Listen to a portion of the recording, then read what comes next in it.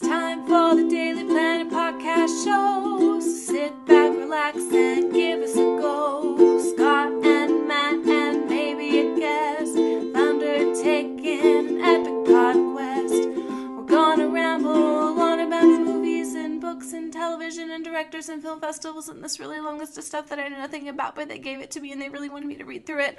And that's all I can really say about it, but it's gonna be great. Okay, start the show.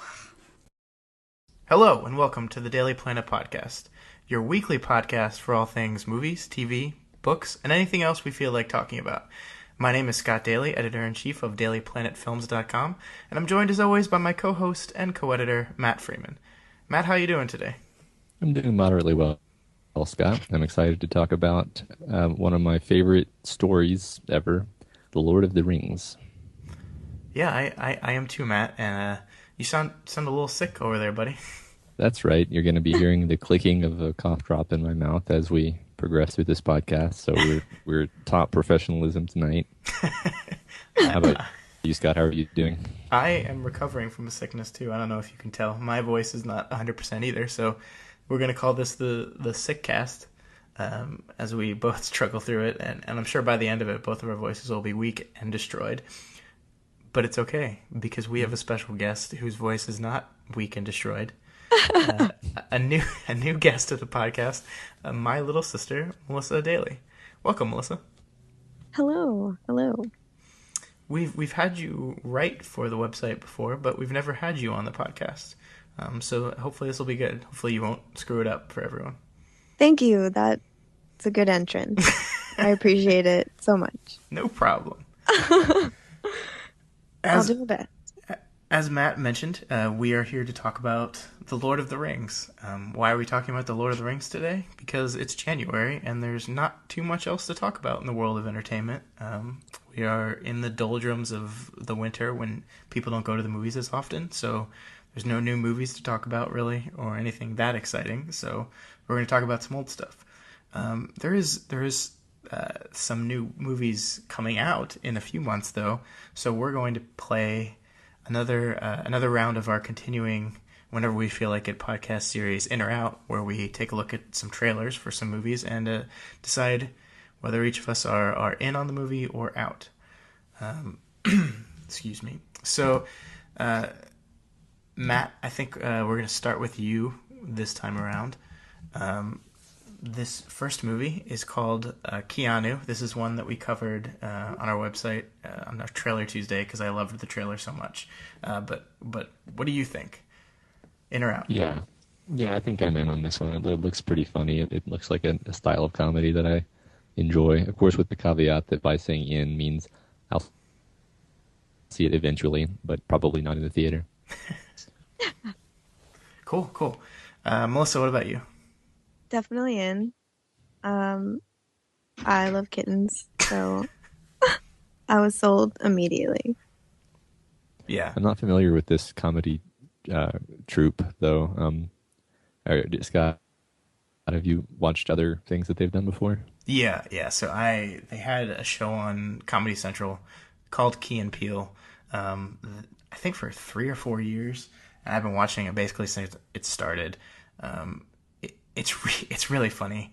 I'm trying to think if it's available online anywhere to watch. I mean, I know if you just search them on YouTube, a bunch of their sketches are up on YouTube. It's their brand of humor is very it's very cinematic. Like they construct these short 5-minute skits that like feel like they're sliced right out of a movie, but they're always really, really funny. But they're always kind of saying something too, and it's weird. Like I watched this trailer and it felt exactly like one of their skits, except drawn out for a full feature length. Like just the way it starts is like almost exactly like a Key and Peele skit would start, and how it seems to escalate through the trailer is exactly like it would. So it's great. I'm definitely in on this one too. I can't wait for this movie, and I hope it turns out good. And these guys, the show's over now, but these guys are going to be doing a lot more. I think Key or Peele, one of them is working on a horror movie, and I'm really interested to see what that turns out to be. But Yes, definitely in on Keanu. Cool. Like a horror comedy or a real horror movie? It's probably gonna have a little bit of comedy in it. He's selling it as a horror movie, so I don't know. I don't like this one came out of right field and completely surprised me. So, or is the Okay. expression out of right field or out of left field? what's the I actual think it's correct? left field, but I don't know enough about baseball to understand why that would matter. Well, So I No. don't know, but I'm perhaps it left-handed, has to do with so I'm gonna left-handed say, pitchers yeah, and I'm gonna say it's batters. coming out of right field because rightness is weird. We should have called this the left-handed podcast. We're both left-handed. I forgot that Oh fact. yeah, jeez, man. Okay, Let's start over. Let's start the yeah. whole podcast Let's over. delete everything we've done and Yeah. let's just start the website over. Yeah, I agree. All right. So next, the Suicide Squad trailer. Matt, are you in or out on this movie? Well, until this trailer, I was out, but this trailer actually looks really fun. It seems like they were just advertising it completely wrong prior to this trailer, and this is like a funny kind of zany trailer, and hopefully that's what the movie is actually going to be like, because I think this movie would be really annoying if it was the same dark, brooding tone that we've been seeing so much of. Um, this trailer makes it look a lot more fun. I think what I'm learning is that I just can't trust trailers very much because, for all I know, they just took some scenes that would have been bad otherwise and made them fun by slapping on that song, which the Bohemian name Rhapsody. Bohemian Rhapsody. Yeah. Um, so I think I'm in as of this trailer. Okay. Melissa? I feel like I'm in just by default. It's one of those movies I'll end up seeing because someone I know wants to see it. That doesn't really mean it. Yeah, no, I feel like that's in. I wouldn't not enjoy it. I would enjoy it. It's got I Will just, Smith. I just don't know these characters very well, so I don't know. It's hard to relate. Yeah, and I'm going to be honest.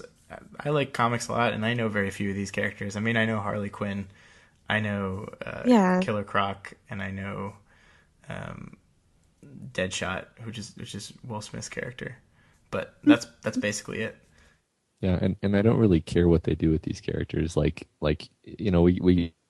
really get into a tizzy about whether Superman is allowed to kill people, but if you have Deadshot change his backstory entirely, I'm not going to notice or care if I find out. Right. It's not iconic. right. It's just like raw materials for them to make their own story. And if they make a good movie out of it, I don't really care where they got the raw materials. Yeah, that's very true. I'm in on this movie too. I still don't like Jared Leto's Joker, and I don't know how much Joker is going to be. The trailer kind of constructed the movie to make it seem like they're fighting against the Joker, like they're sent to take the Joker down or something. But I don't know. I think that's the case, but that's just a guess. Yeah. Yeah, I actually didn't. I didn't like Bohemian Rhapsody as a song choice here. I don't think it works in this trailer. I mean, I think I see what they're trying to do. I think there's some Queen songs that probably would have worked even better as to depict the zany kind of ridiculous fun they're having. But I'm in on the movie. I think it looks like a good time, and we'll see. If this gets away from the grim, dark DC ridiculousness that we're seeing with Batman vs Superman, I'm all for it. All right, Melissa, 10 Cloverfield Lane. Did you first, before you say if you're in or out, did you see the Cloverfield movie? I did. I did see it. Is Okay. this supposed to be a prequel? Is that? It's I don't know what it's supposed to be. It I also exists. don't know what's going on at all. Like, was the dad a bad guy? No, he was just protecting them in the trailer. I think it's supposed to be ambiguous, or I think he's supposed to be protecting them, but maybe being overprotective, and then the daughter, Okay. if that's what she is, like wants to get out from under his thumb, but it's sort of left open what the actual threat is, and I mean I don't Right. know. So I'm just speaking half from my imagination, but it seems like this is the world after Cloverfield, and there are monsters or a monster roaming Oh, around outside, and the dad is yeah. keeping them in the bunker for their safety, but also that doesn't mean he's a great guy. So I mean, it's a really neat concept, actually. Yeah. Just by itself.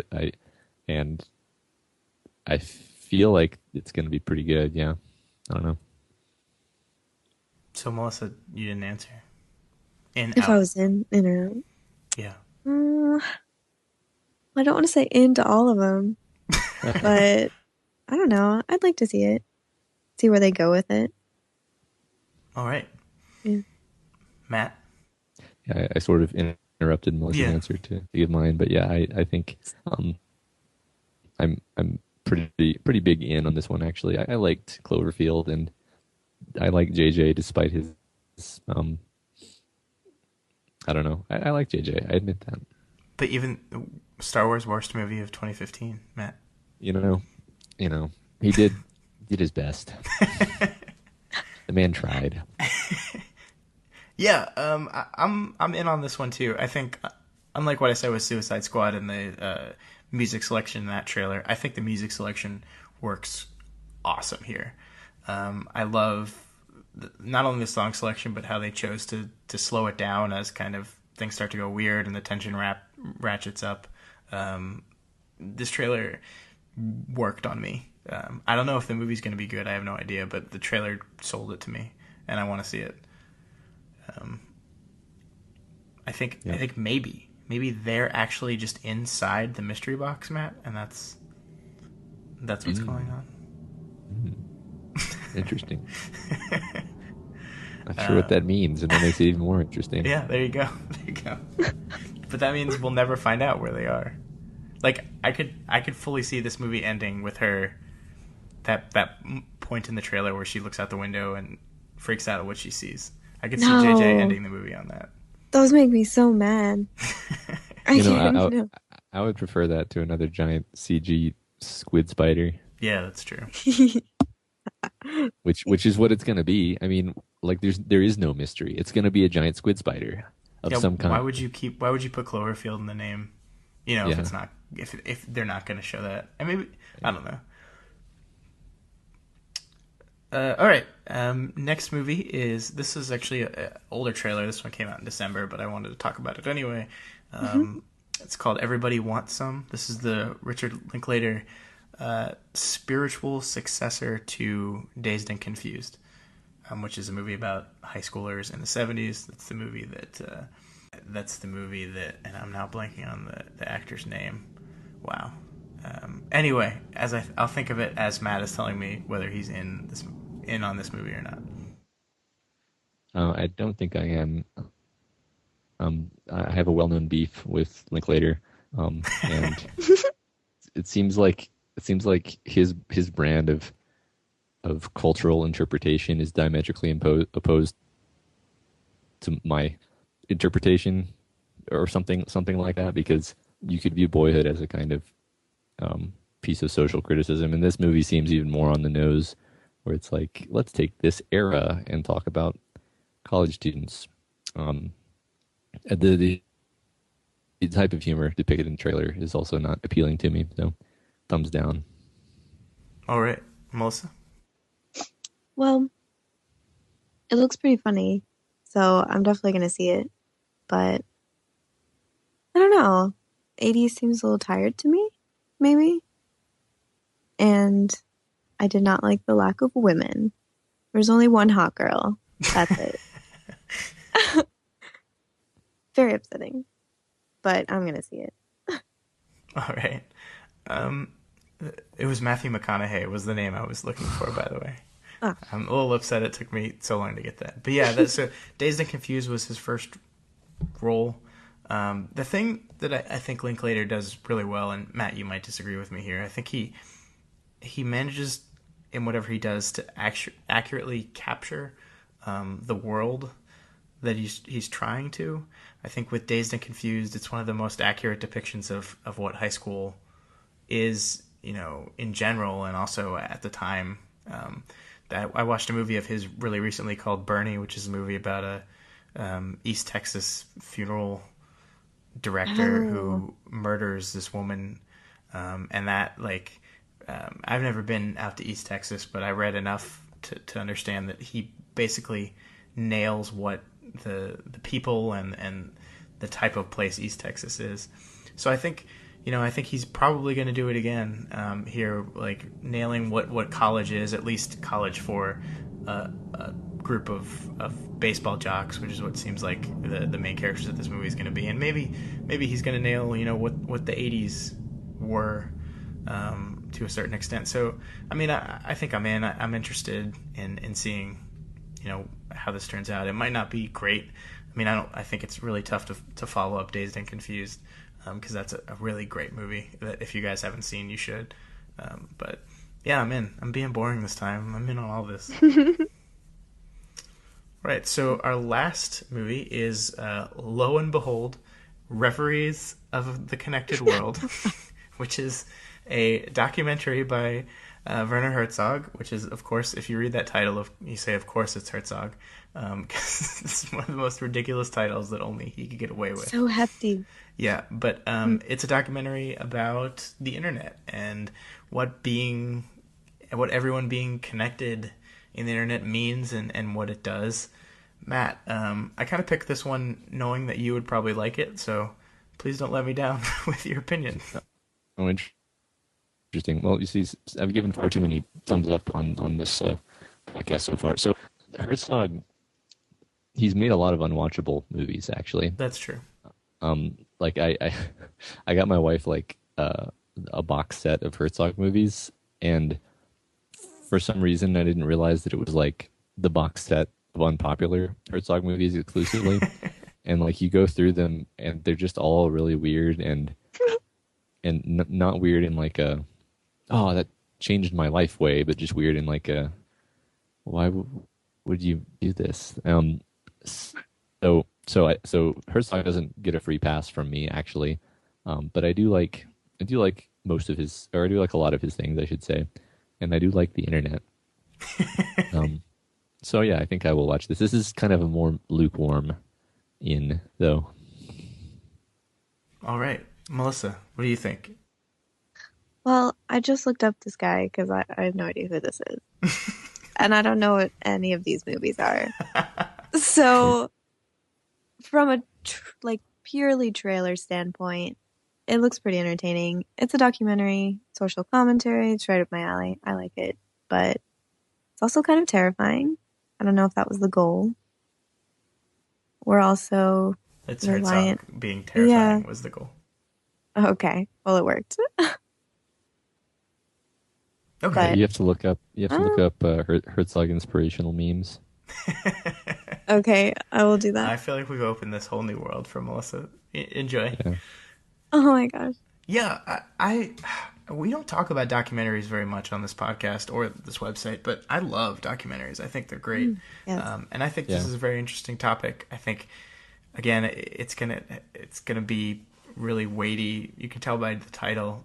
It's gonna be classic Herzog, but I think it's an interesting enough topic to where it's gonna say something interesting, and I'm interested to see exactly if he's gonna try to bring a conclusion to what he's trying to say here through the documentary or not. And I don't know, but I'm interested enough to find out. The other reason I picked this one is because this is playing at Sundance, which I think is about to end tomorrow, and it's been fairly well received there, so we'll see. So that was me 5 for 5 on this one, and I think you guys were 4 for 5. Or maybe Matt, you were 5 for 5 too, right? I didn't like Everybody Wants Some. Oh yeah, okay. Not my cup of tea. So I think we were 4 for 5. Okay, so I'm the one that likes everything. Okay. Yeah. All right. These memes are great, by the way. I'm sorry. Before we moved on to our main event, I just wanted to go around the room. We haven't done this in a couple weeks because we were so filled with Quentin Tarantino last week that we didn't get to do any recommendations or anything. So I wanted to give everyone a chance to recommend something that they've seen. So Matt, why don't you go first? I wanted to recommend Good Kill, starring Ethan Hawke as a drone pilot in a drone. So he works out of Las Vegas, Las Vegas area, but he flies the drones that are located in Afghanistan. And the movie had some issues, particularly the script, where people tended to just give long speeches in the movie. But the movie still manages to be really affecting. And one thing is that I think just, due to reading, the news and watching the news and whatever, you can't help but absorb knowledge about the drone program that exists and that has existed for a while at this point.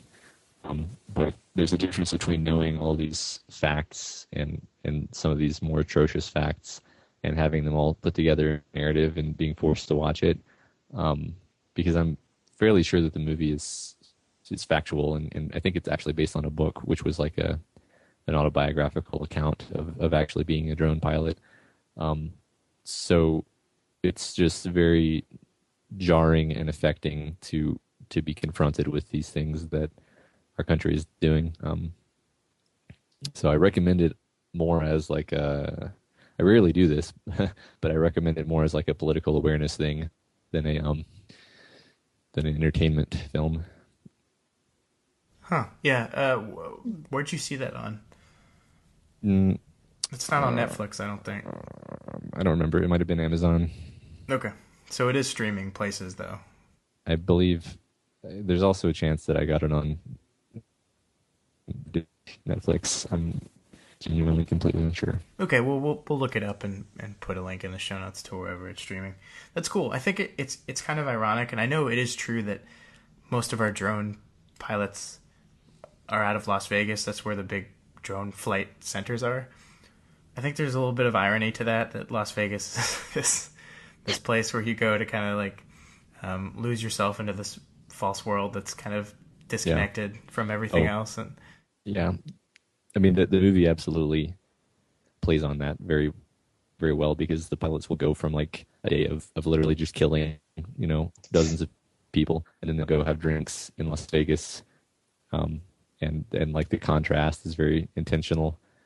There's also a scene where he walks into like a 7-Eleven basically in like his flight suit and like his Air Force gear, and the clerk like makes fun of him because he just looks like he's wearing a costume, because it's like, why would you be wearing all this military gear in Las Vegas? yeah. But he just came from work where he was killing people. So Wow. it's interesting, interesting life. So Yeah. Well, that at least makes me want to check it out. I remember seeing the preview to that and saying, "Oh, I bet that's going to be a tough watch," but I never got around to seeing it. Mm-hmm. So I'll put that up on higher priority on my list. How about you, Melissa? Do you have any recommendations? Well, I just recently saw Under the Skin with Scarlett Johansson and random Scottish people. It was really, yeah, literally, yes, random Scottish literally, as Scott told me. Yeah. Basically, the beginning is just Scarlett Johansson hitting on random Scottish guys, which was awesome. And then it gets really weird. She plays an alien very well. I don't know how, but I would recommend it. If you like slower, artsy films, though. My girlfriend couldn't sit through it. But I finished it. Yeah, it's definitely it definitely is like a slow burn type of film. Yeah. It's kind of this exploration in what it means to be a human, and it's also very kind of feminist charged. She's kind of using men's stereotypical portrayal of women against them, sort of, to lure these guys to their deaths. But no, you're right. It's a really interesting movie. It was on my list, my top 10 list last year. It's a little bit of an older film, but no, it's really good. I'm glad you brought that up, because we had never talked about that on here, and it's a really powerful movie. If you're all right with the slow burn that it is, good recommendation. Where'd you see that? Is it streaming? I think it was on Amazon at one point. You bought it for me for my birthday. Oh yeah, I did do that. Yeah, you did that. Wait, I bought you something for your birthday in August, and you're just watching it in January? Shit, no, you're not supposed to realize that. No, I don't know. I finally had time to sit down and watch it, and it was worth it. I liked it. Well, good. Yeah. My I also love it. good. Yeah, man, that's all three of Is us. it? See it. Maybe we should have had a podcast because I could talk about that movie for an hour. Yeah, there's a lot to it. A lot of layers.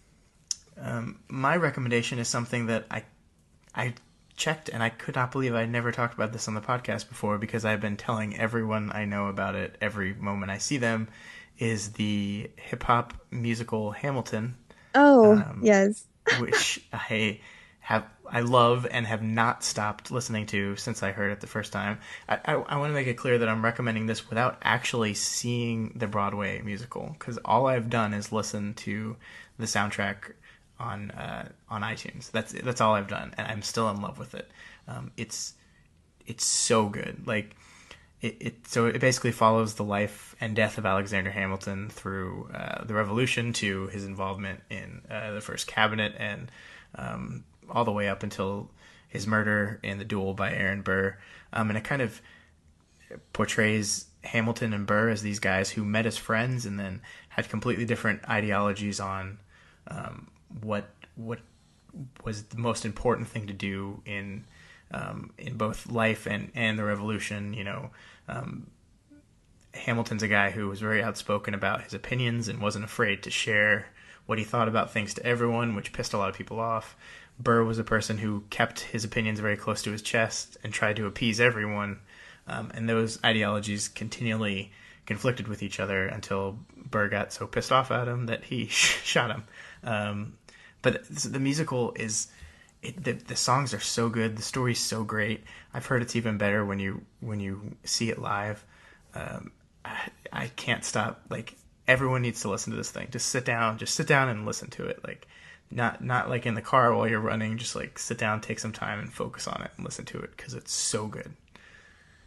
So that's my recommendation. Yeah. It's on YouTube. Like, you can just, like, for free. I have Apple Music. It's on there. It's on Spotify. There's no excuse not to listen to this thing.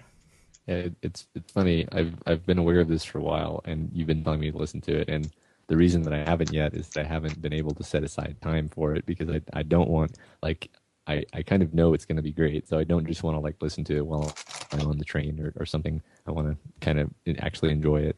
Yeah, yeah. But maybe I should just get over it and listen to it when I have time to. Yes. And the only thing I would recommend, and I tell this to people too, is because you're only listening to it and you don't really recognize the characters' voices yet, sometimes it can be confusing as to who's speaking to who. So the first time I listened to it, I just liked the music. If I wanted to really understand the story, I whipped out the lyrics on my phone and, like, read along as I was listening to it. And that kind of helps you understand better exactly what's going on. So I recommend that. I'm going to see it in July in New York City, and I can't wait. I'm probably going to talk about it again on that podcast when I come back. But seriously, everyone, like, believe the hype on this thing. It's rare that hype is as accurate as it's portrayed as, but this thing is really, really good. So that was my recommendation. We're now half an hour into the podcast, and we have yet to get on to our main event, but that's okay. So let's move on to the Lord of the Rings trilogy. As I mentioned at the beginning of the podcast, there really isn't much to talk about. There's not many movies to see right now because we're in the January slow time. So I was trying to figure out what movie I wanted to watch one day, and I realized that my girlfriend had somehow never seen these movies. It turns out she had seen them. She had an ex-boyfriend that made her sit down all in one day and watch all three of them, the extended edition, back to back to back, which basically means that she didn't actually watch any of them because there's no way. Like, I don't think even I could do that. And I loved these movies, so she probably caught little snippets of each. But so we sat down over the course of, like, the past 2 weeks and watched all three of them in little chunks. We basically, for some reason, the Blu-ray still has it divided up in 2 discs. Yeah. I don't know why. Weird. But we watched basically them one disc at a time. So we'd watch the first half of a movie one night, the second half another night, etc. So I got to watch these movies again for the first time in a while, and I got to, because I've seen them so many times, I got to sit there and think about them kind of on a deeper level than just the surface level enjoyment I had always watched them on. And I noticed some problems in the movies that I had never noticed before. So I realized, hey, I have a podcast, so let's talk about this. So before I get into the things I noticed, I just wanted to get. I think both of you guys love these movies, but I just wanted to hear what your opinion of them is. Melissa, since you're our guest, we can start with you. Um, these have just always been my favorite films. I love rewatching them. But like I was saying earlier, I do feel like they got dated really fast, like the CGI. And sometimes they're a little lame. But, you know, like the dwarf and elf kind of battle.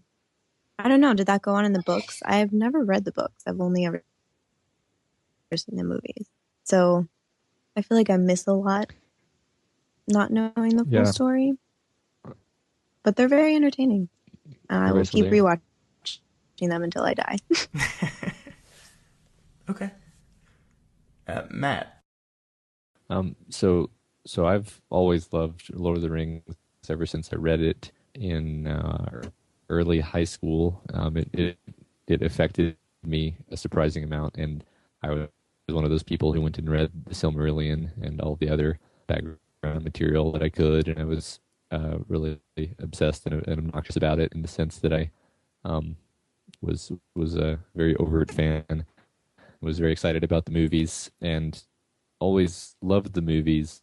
But I think for a long time I've been able to admit to problems with the movies, mainly stemming from Peter Jackson's directorial style, and also just fundamentally the mismatch between the whole idea of the Lord of the Rings story and the idea of making it a movie. And I would actually contend that, like Tolkien said, The Lord of the Rings is unfilmable, and the fact that they made a movie out of it, what they really did was they made a movie based on it, but you can't really make a movie out of The Lord of the Rings. How about you, Scott? Yeah, so I think it's actually cool because we've kind of got this spectrum here. We have Melissa on one end who's seen the movies, never read the books. We have you who's kind of an expert of the books and the world, and me, I read the Lord of the Rings trilogy once, and it was after I saw the films. So I've read them. I like them a lot, but they're not as important to my life as they are to yours, Matt's. You know, I think your statement is good that they made a movie based off the books and not a movie about the books. That's really accurate because Lord of the Rings, the novels, read more like a history book than they do a narrative story in the traditional sense of the word. So it does make it very difficult to adapt. There's stuff in there that is more supposed to be either just reading off of facts sometimes. I mean, Tolkien loves to list every person who was in the army and who their fathers were, and like he loved that kind of stuff, and it could make for dry reading at times, but it was such a fascinating world that you were still kind of suckered in. The things that watching the movies this time again, the things that I was most surprised about were, one, I had never really been bothered by the length of the extended editions. I always liked all those scenes, and I always said, why did we cut these scenes out? This was the first time where I was like, yeah, they really didn't need this scene. Like, I really, for the first time ever, I was like, yeah, none of this is really necessary. And it adds maybe a little bit of character growth to the characters, but not as much as you need. And it kind of, some of these scenes really halt the flow of the movie. I think the amazing thing to me, and I think we'll get into this more as we go along, there's a lot of really silly moments in these movies that I don't think work at all. I think, Melissa, you mentioned the interaction between Legolas and Gimli. Yeah. I don't think those work at all. I don't think it works in a movie that is trying to show us the seriousness of the death occurring all around them, intercut with these weird moments, the stupid moments with him sliding down the stairs on the shield. Basically, everything Legolas does in these movies is ridiculous and out of place. Yeah, I completely agree with that. I think it's actually a marvel that the movies flow at all, because the book is just wallowing and meandering through this world in an almost kind of random way, and you barely even realize that there's a story happening sometimes, because you just have your characters sort of falling from one disaster into another, some of which are completely skipped in the book because I mean in the movie, because they just didn't have time to include all of the discursive little adventures that the hobbits get into. And then I agree as to the violence and the that's interesting, and that's kind of weird to me, because the movie really, and I think you've said this before, Scott, the movie really nails some of the epic moments and you feel the same things when you're watching the movie that you're supposed to feel from the book, where it's like this, you have these truly epic, like Gilgamesh, not epic like a Michael Bay movie. Moments where like the king has crossed swords with the demonic wight, and it's all larger than life, and it feels correct. And then for whatever reason they intersperse that with like this weird slapstick stuff that was not in the books and has no place in this world. It's certainly that doesn't feel right, and it just makes you totally confused. So like Helm's Deep, and I always loved the Helm's Deep scene. That whole part into Two Towers, I loved that. And this time around, it didn't work for me. And it is exactly because of that, because we take the time to have these moments where we show the elf, and I forget his name, the elf that came to help out, like slowly dying and looking around and watching all of his people dead around him. And it's this really dramatic moment with a lot of weight. And then we cut from that to Aragorn tossing Gimli across a crevice and the two of them standing up against an entire army themselves. And then we cut that back to Legolas and Theoden, or Aragorn and Theoden, making this triumphant stampede out of the castle, to basically sacrificing their lives, but doing it fighting. And it's just these tonal shifts, they're just so crazy. And yeah, like you said, there are these wonderful moments, like that moment when Legolas and Theoden get on their horses and ride out to the top of the parapet and are basically standing there fighting. Like that's an awesome epic moment, but it with everything around it, it's kind of a mess of a movie, and it's crazy, like. Because, and I think the reason why I remember liking these movies as much as I do, and I want to make it clear that I still do very much enjoy the movies, is because the big, powerful, impacting moments are the ones that you remember. Like Sam's speech at the end of the second movie, that there's something worth fighting for. Like that still gets me. I still get goosebumps when he gives that speech. So these Boromir's death. Yeah, Boromir's death is so well done. There's so many individual great scenes in these movies, and I think that's a strength too. I think Peter Jackson's a really good director, and I think these movies were really well constructed. They were well written. The costuming and everything was great. They did stuff that had never been done before, as far as using forced perspective in the way that they did it to get all the sizes the same. And it's a marvel in practical effects as well as CG effects. But yeah, there's just these weird beats to it that just don't work. And I think part of it, is the fact that if you take what the Lord of the Rings story is, Lord of the Rings at its heart is the battle of good versus evil, and the idea that power can come from sometimes the most unexpected place, and that the only person that was really able to stand up to the power of the ring was this little hobbit that no one thought was worth anything. But That's I love that idea. I love that that's a classic story, good versus evil, and I love the Aragorn stuff too, where he's this guy that was afraid of the power that he was capable of, and kind of was constantly running away from it. In the end, he finally had to accept it in order to do his part in saving the world. But I think that works really well in the book when you're telling it like this, like you said, this meandering kind of tale, like just talking to the events, but like dramatically in the movie, these two stories are so disconnected from each other.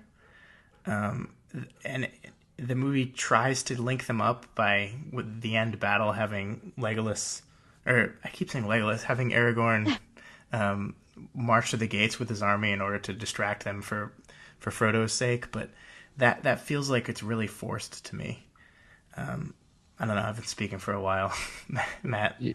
Yeah, I mean it's interesting. This is probably one of my least favorite parts of the movies is Aragorn's subplot or character arc or whatever you want to call it, because um, and it's funny because this goes against so much of the like this is how you should make stories talking that I do often, but like Aragorn in the book does not really have a character arc that I could detect, at least back when I read the books. He was an extremely noble, um, almost perfect kingly man, even when he was living in the wild as a ranger, and he just sort of came into his power in a very smooth way, and there wasn't all this inner turmoil.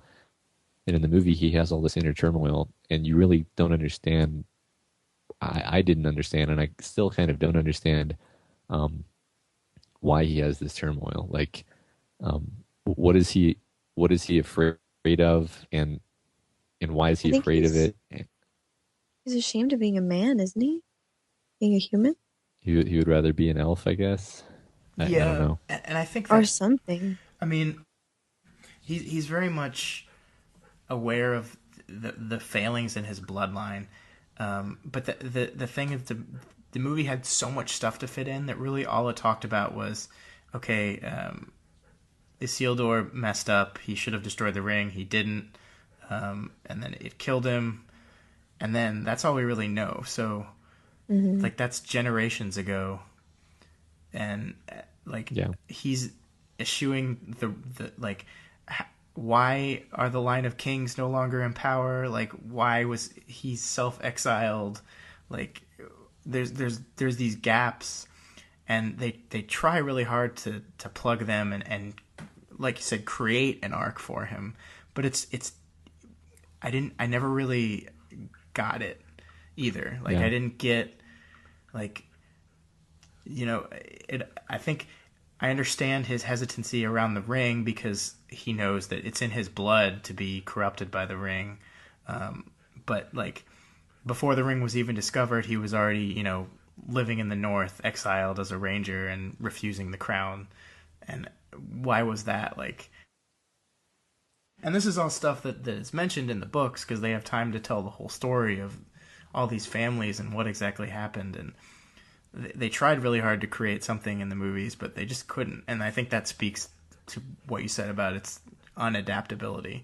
That there's so much history that goes into all this stuff that there's no time to ever really give it the amount of time it needs. yeah. I have kind of an impression, which probably isn't the canonically correct impression, but I do know that Tolkien was basically setting out to write like a fake mythology for England, Right. um, because he had this belief that like the mythology that England actually had was actually somehow corrupted by historical influences of some kind or another. So he was going to make his own fake mythology, and incorporate like the sort of Norse myths and the various myths that he thought would be appropriate. And the thing about the myths that we have, the thing about mythic stories is that they are sort of idealizations and amalgamations of other things. And maybe there was a real king named Arthur, but certainly probably the legend of King Arthur has nothing to do with him, Right. and so on and so forth. So like this, the Aragorn in the Lord of the Rings books, you could very well view as a mythic figure who was more perfect than any man could ever actually be, and that's kind of okay. Like in a movie, it's not really okay. It's very difficult to have like a mythic, larger than life, flawless king in a movie that doesn't just feel really annoying in some way. But in the book, it's fine because you feel like you're reading mythology or legends or something like that. So yeah, that's I guess that's the thing is, um, I I both I both regret that they didn't stay more faithful to the book, and I understand that they couldn't stay more faithful to the book, and that's just the fact of the unfilmability of it. Yeah, and that goes into one of my other problems, which is the fact that all of our central characters basically feel indestructible. Like, I mean, there's the Hmm. moment in where Boromir gets killed, but other than that, none of our characters really ever feel like they're in danger. They're always up against unsurmountable odds, and they're just like killing people left and right. And I think, like you said, when you're reading that in a book, it feels like a myth, and it's okay. It's like, oh, these 9 people were against thousands, and like that's the type of thing that's a myth that's probably not entirely true. But when you're looking at it actually happen on screen before you, it just makes it seem like these people are gods and It nothing can touch removes all the them, and tension. Yeah. all the tension's gone. So yeah, I mean, it never felt like, and that's it is weird to me that you're right. He constructed the story to kind of be the mythology of England, and the story of the Lord of the Rings is kind of how the power of men finally like rose to prominence. Like the end of the third age, the fourth age is the age of men, and all the other races are kind of disappearing. But also, the main conflict is Frodo and Sam's journey to destroy the ring, Yeah. and so like it feels like it's something that's trying to do two things, and I think it works much better in the books. But in the movie, these two plot lines are completely disjointed from each other. Hmm. Yeah. Yeah.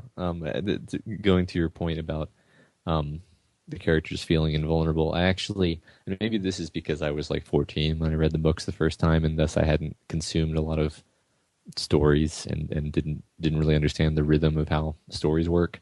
But like that last maybe the entirety of Return of the King, the book spends so much time on Frodo and Sam's journey through Mordor, and it's just this grind. It's just this like terribly depressing slog because like they go from like Gollum's trying to betray them, and they get captured by Shelob, and you think Frodo's dead, and then you realize Frodo's alive, but he's captured by the goblins, and like all of this in the book felt so much more dire, and like I genuinely believed at any moment that either Frodo or Sam could die, or they could both die, and again, this may just have been my naivety at the time, but I believed that the trilogy could have a sad ending, like because really at that point in time, Lord of the Rings didn't permeate the culture to the extent that it does, and I didn't know that oh, of course they're gonna destroy the ring and win,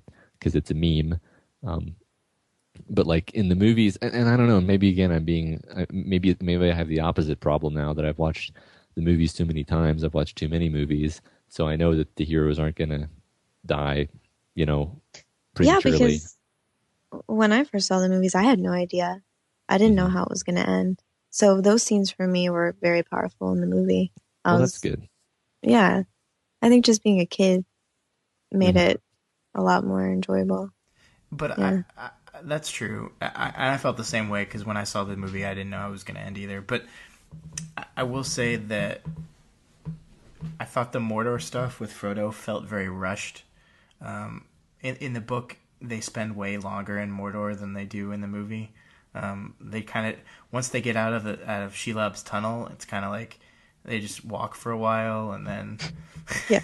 and then they're Yeah. there. There it is. Yeah, and it's like Right. that was a pretty substantial leg of the journey, was traveling through Mordor. And I understand like it's an adaptation. You can't rush everything, but I felt like in my mind once they had gotten past Shelob and had gotten to the point where they're in Mordor, I was like, okay, they're going to get to the mountain now. Like that part at least is going to happen, and then I don't know what's going to happen once they get there, but that part, like I felt like you knew.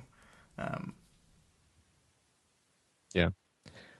But the other big thing I wanted to talk about, and I think this is Matt, we've talked about this a couple times over the past week since we knew we were going to do this. I want to talk about the Ghost Army because that's to me the biggest represents one of the biggest problems with these movies.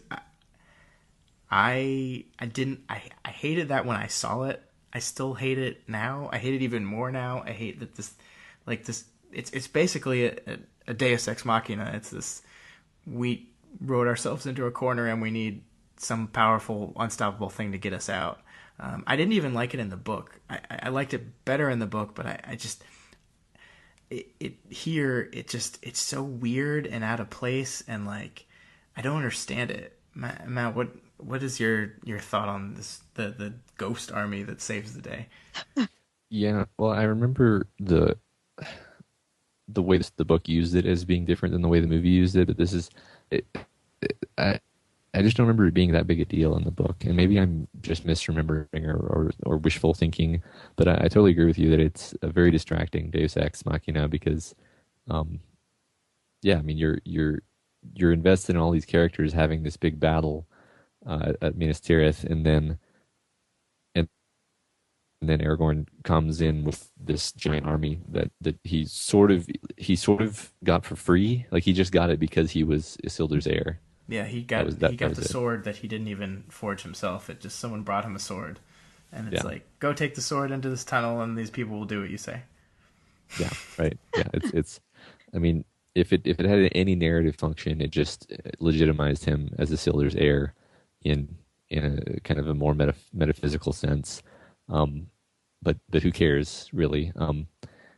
Like and then yeah, and then they killed like a huge amount of the army that you had just spent countless good guy lives defeating.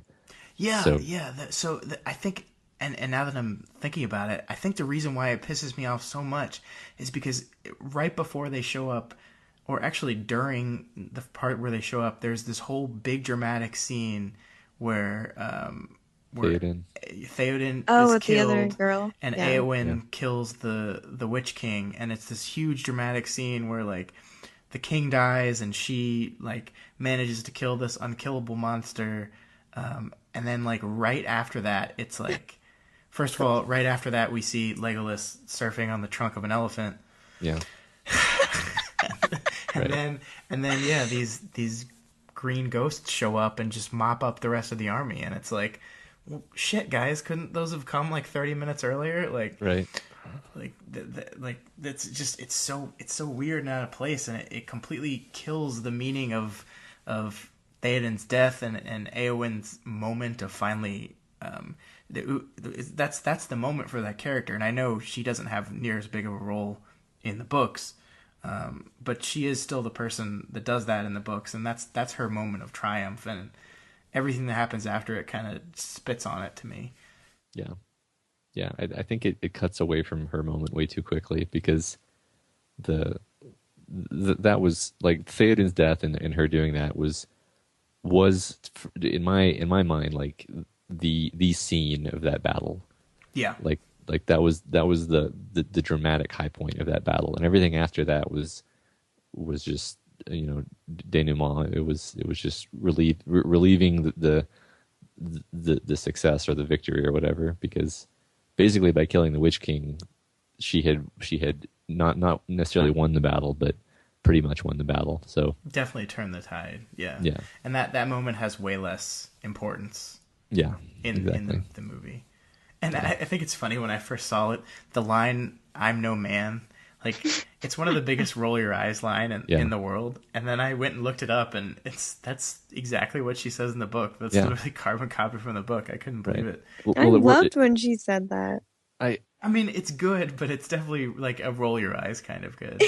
It's well, like yeah, it's exactly the tone of the rest of the books where it's like, yeah, that's what the legendary figure would say right. in Yeah. in like just the standard overwrought way of everything being written in high elvish and everything. It's like, yeah, that's what you would say, but for some reason it doesn't work in the movie, like you say, because you're not tonally adapted to Yeah. that. Like you don't feel like you're watching Shakespeare. You feel like you're watching some kind of medieval action movie with guys who ride the trunks of Yeah, elephants. and it's a very Shakespearean loophole. I mean, it's the Macbeth, it's the Macbeth Oh yeah, prophecy, right? untimely ripped Yeah, from yeah. yeah. So it's Yeah. the weird Macbeth loophole used here, and you're right. It doesn't work tonally in the movie that they've constructed. It's crazy because the whole thing. I remember the first time I finished these movies, and I guess this is what time and maturity does to you. But someone said something to the effect of Tolkien would have hated these adaptations, and I was like, child Scott was like, no way, those movies were awesome. And now I absolutely 100% believe that Tolkien would have hated every moment of these movies. Um, and but and then to bring it full circle though, at the same time, these are still really great movies. Like I was less engaged with the movies than I had ever been in the past, but the scenes that really impacted me the first time I watched them still had that same effect on me. Like we said, the Sam speech at the end of the second movie, Boromir's death at the end of the first movie. I think Aragorn's charge into the Black Gates at the end of the third movie, Yeah. and the fact that Pippin and Merry are the second people to charge.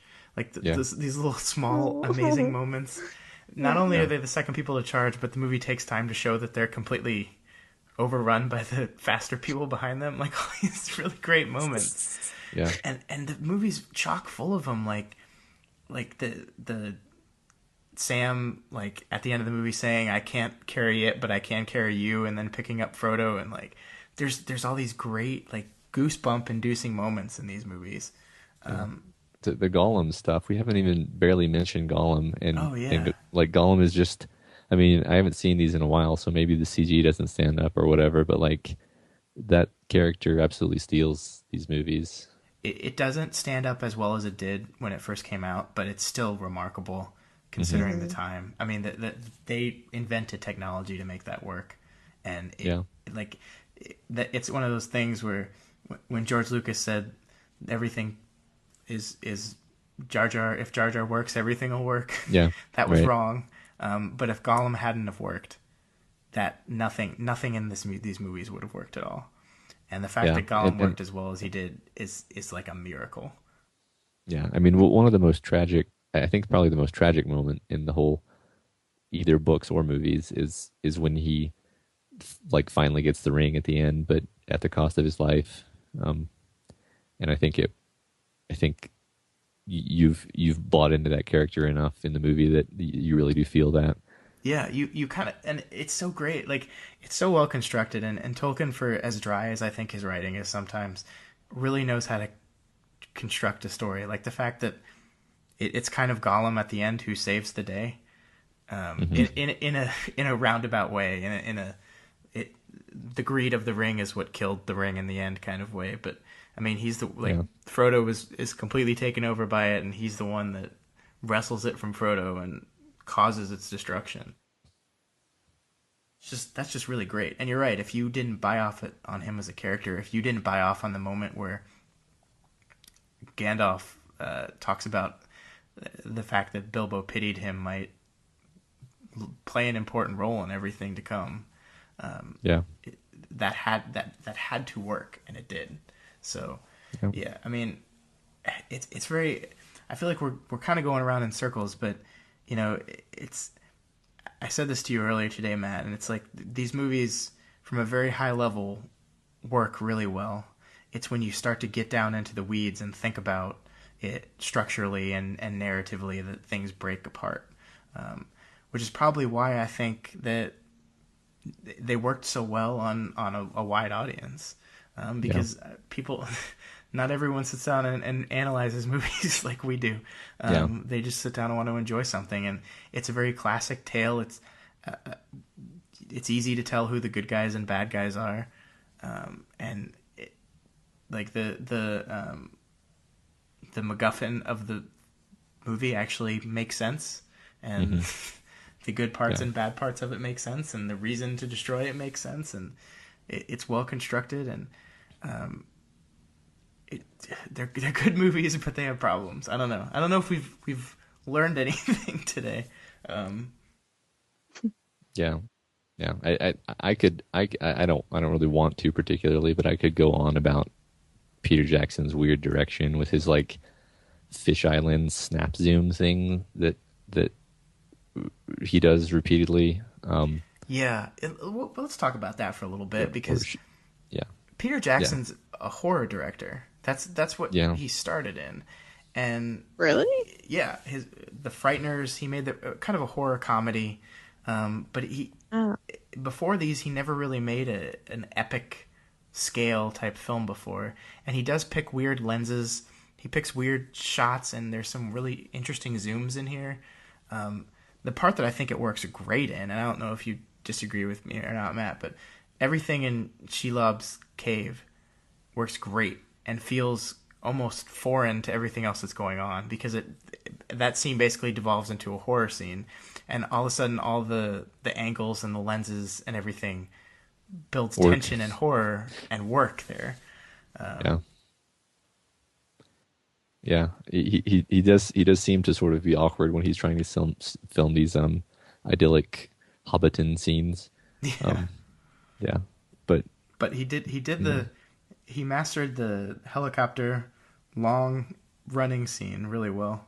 The hmm circle around the characters running across the land scenes hmm and drinking in the beauty of New Zealand. He did well at mm, those scenes. yeah, yeah, my yeah. favorite part. It's very. I mean, I guess my concluding thought would just be like, the Lord of the Rings is this extremely weird, iconic piece of our culture. In that, like, it isn't a typical book. It's this weird piece of like fake mythology, and it has had a ridiculously out of all proportion impact on our culture. Not just these movies, but like the whole genre of fantasy is really just derivative of Tolkien. Yeah, You know, every fantasy book, movie, video game is based on this basically. And so, talking about the movies, you can't not talk about the Lord of the Rings, the books. So you know, but it's very hard to segregate what the movies did right and wrong versus what the books, what the story did right and wrong, particularly because it's so hard to adapt. So, um, yeah, I think we hit some of the main points though that we feel were particularly weird choices, like the tonal shifts. yeah, yeah. Melissa, what's your did you learn anything today? Yeah, no, I think I did. I'd never really looked at what you're talking about, the tonal shifts and how it was very unorganized because it just felt like action, action, action for me the first times I saw them. But I don't know. I still love them. My opinion has not changed. Yeah, and I think that's okay. I Yeah. think there, Yeah. there's nothing wrong with loving these movies. I probably will still continue to rewatch them every few years. I Oh just, yeah. I just think it surprised me how much the problems became more obvious to me this time around. But like Right. I will never not be affected by some of those big scenes. The ending with with Frodo getting on the boat and Sam realizing that Frodo's leaving and how distraught he is will never Mm, not destroy me on the inside. right. And I think that's the one thing the movie I thought did really well was build up the relationships between all these characters. Sam and Frodo's relationship felt very real. Merry and Pippin's relationship felt very real. Legolas and Gimli's did too.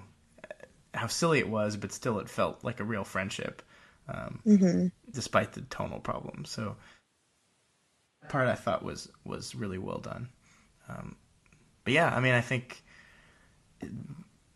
they're good movies. They're not perfect, and I don't think we should hold them up as perfect, but enjoyable. Which one, Yes. out of curiosity, before we wrap this up, which one is your favorite of the three, Melissa? Two Towers, definitely. Matt? Uh, yeah. Fellowship. I'm gonna have to say. Although I do really love the ending of Return of the King, but Return of the King has too much stuff that I don't like so much. But I think Fellowship is pretty perfect. Fellowship doesn't have Gollum though, so yeah, they've all got pieces that are really transcendent. I think that's kind of the interesting thing about these movies is they've all got these really great components. Like Ian McKellen's Gandalf is just amazing here and there, but it's like, yeah, it's amazing, but then there's this other weird stuff in there that kind of sours it. So Yeah. yeah, I would say Fellowship as well. Melissa, why is Two Towers your favorite? All the elves. I don't know. I mean, that scene when they come to Helm's Deep and save the day at the last second. Which did not happen in the book, by the way. yeah, Really? and which doesn't make sense Oh, because no. elves don't die. Well- If you kill an elf, they just go to Valinor, aka heaven. Oh. I guess that kind of makes their sacrifice less beautiful. Thank you. Yeah, Yeah. It's ruined Yeah, for it you does. forever. it doesn't Not- even make sense. Like if you know that part of the backstory and you're watching like the sad music as the I forget his name because he wasn't in the books. Yeah. As he That looks guy. around, you're like, yeah, but you're just gonna teleport to paradise now. So Wow. Yeah, no, I didn't know that. yeah, Okay. Yeah, so it yeah, kinda it's an makes interesting. It's interesting because the elves know that they're going to heaven. The humans don't know what happens to them when they die. So yeah, it's just a very interesting. What's the word? I guess religion or whatever. Yeah. I think the movie never really did a great job explaining exactly what sailing to the west No, they for the elves didn't. meant. Yeah. Yeah, it Basically didn't means- just mean they were like leaving the island. Yeah. they were Basically they were, means like dying. yeah, they were dying basically. They were moving on to their version of heaven, and that's like Oh my God. Frodo and Gandalf and Bilbo getting on to the boat at the end of that movie was basically them getting to go to elf heaven, which is a huge deal. Yeah, which was actually an island to the west, but when humans try to sail there, they just go around the world because the world is only round for humans. Yeah. So wait, are you telling me that the elves are flat earthers? I think that's correct. Okay, we're gonna go on a quick tangent here because I discovered the flat Earth conspiracy theory the other day, and it's the most amazing thing I've ever seen in my entire life. It's The incredible. plane, Scott. The plane. It's incredible. Matt, spend some time, look this stuff up. It's amazing. I mean, I'm aware that this exists as a thing, and it's I can't like I swear to God, I thought it was a joke the first time. no, We're gonna link a video in the show notes that attempts to explain it, and it's so good. It's so good. yeah.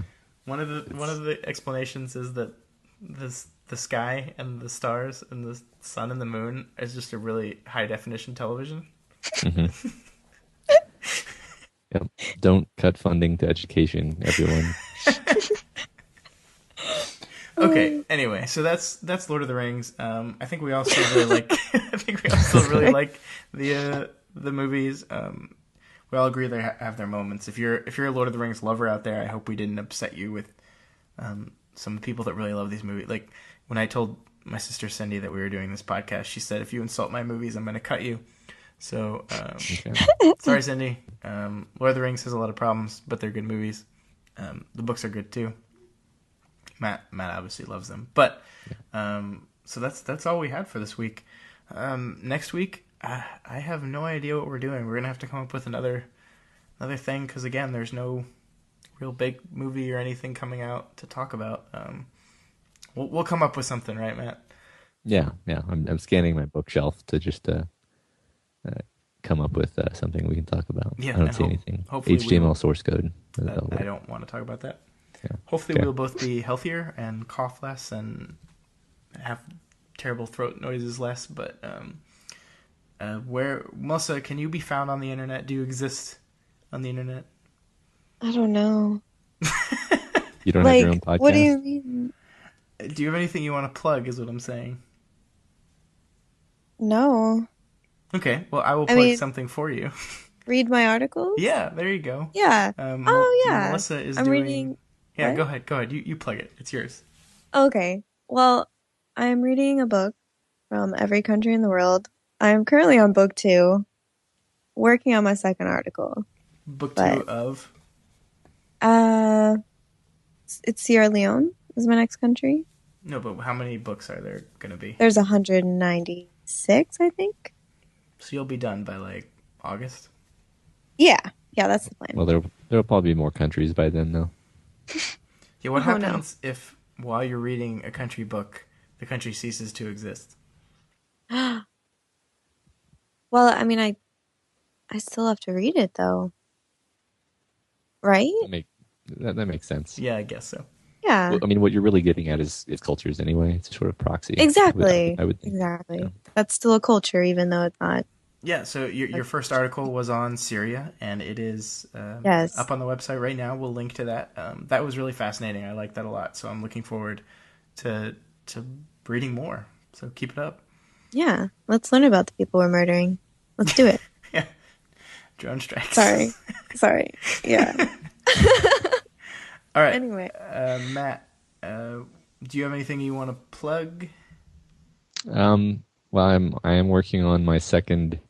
I think it's my second Elon Musk experience article about 0 to 1, which is a business book. And I don't know when that will be out, but maybe next week. And I have a Twitter, which is down there under the thing you're listening to right now. Yeah, and I just want to mention once again about Matt's Trump article where he read Trump's book, because it's becoming increasingly more likely that Trump is going to be the Republican nominee. So that book becomes increasingly more important, and his write-up on it is pretty insightful. So everyone should check that out. Yeah, hilarious. It was great. Well, thanks. Yeah. As for me, I have a review dropping tomorrow, which will be yesterday when you're reading this. So you can read it right now, of 13 Hours, the Benghazi Michael Bay movie, which, spoilers, I actually liked a lot, surprisingly. And also I'm working on a review of a movie called Anomalisa that I saw last weekend, which is incredible. So that might be out by the time you're reading this, or hearing this. I don't know. But look for those. I'm also on Twitter at that thing that's below you. And you should subscribe to our website Twitter at Daily Planet Films. That's DALY. You should also subscribe to us on iTunes. Or, Matt, we have recently started putting our podcasts on YouTube as well. So if you don't own an iPhone or an Android device and don't want to listen on the website, you can subscribe to us on YouTube, and that's Daily Planet Films, right? Yeah, indeed. All right. There's only a few of them up right now, but we're adding more slowly. So that's another way you can subscribe, and then you can comment on there too, and upvote and share and do all the things that help us out and get us more exposure. But I think that's all we had. So we will see you guys next week. The podcast is over. It's done. We hope you all had some fun. Go back to your work or your school. Maybe the gym. Hey, that's cool. Regardless, just go away. But please come back next Friday. There'll be